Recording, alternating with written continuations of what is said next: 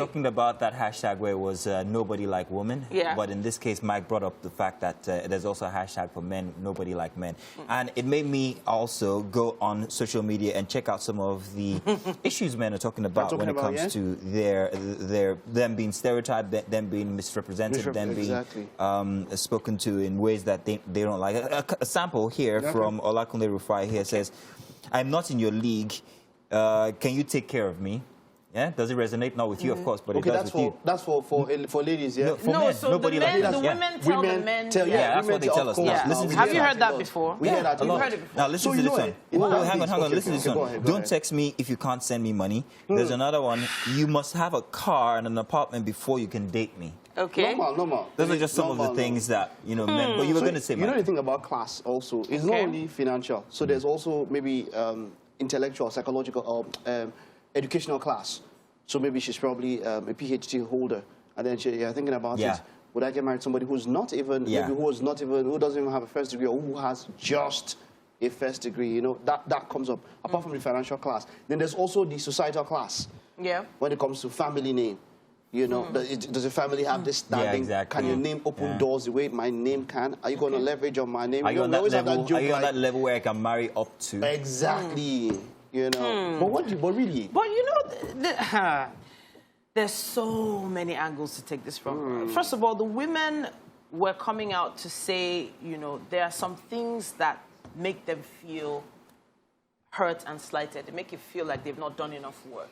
But most of the time, when men are being accused of some of these things, the truth is they actually have not done enough work. Oh, no, Titi. They have not, most of the time, they have not done enough work. I don't want to seem combative, especially because it's just you I want to say it because the things you talked about just now, you just talked about cars, material things. Really? Cars, jobs, social status. Not everybody starts on the same level. Of course. So it depends.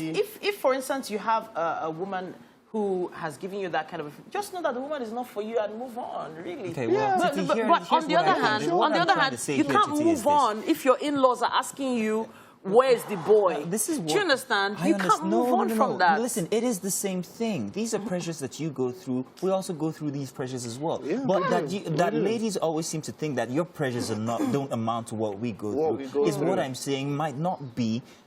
For me, it's not acceptable. There's something I might understand about ladies when it comes to, especially when some spoke about their bodies, when it came to their cycles and all of that they go through, which we can never understand. And I think I remember, I think it was Alabama or somewhere, I'm very sorry if that's not the place, but where legislation was being made about the cycles, the menstrual cycles, and men were having to sit on that. And, you know, the debate was, what does a man know about a woman's body?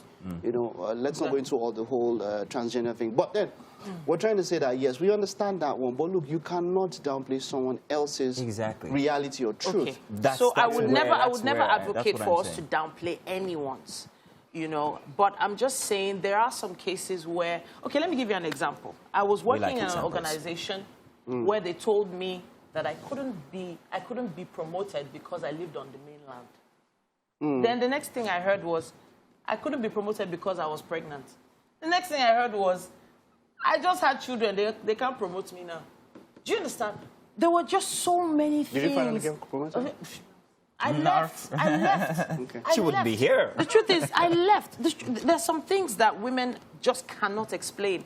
There's some offices that when you go in, you're wondering whether you should loosen a button in front of your dress to get attention. There's some places where you're wondering if what you're about to say is going to resonate with this person. And the challenge is, it's not even just with men. For instance, if I'm going for a job interview and it's a woman, sadly, there are some women that you're wondering, wow, if you look too pretty or you look better than how the woman looks, it's to your disadvantage. There's just so many challenges women are going through. So apparently you guys could go challenges from both genders. Let me tell you, it is mostly okay. It's unique. Men have their unique own that they give to women, but women on women, man, they've got a different set.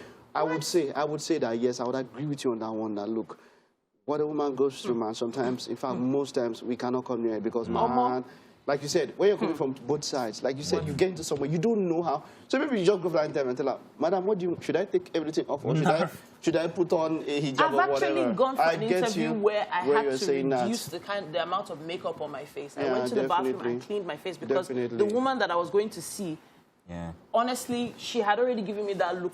You needed a tinge of fugly, and that was. It wasn't an issue of fugly. It was just an issue of, hey, this woman wasn't going to take me seriously.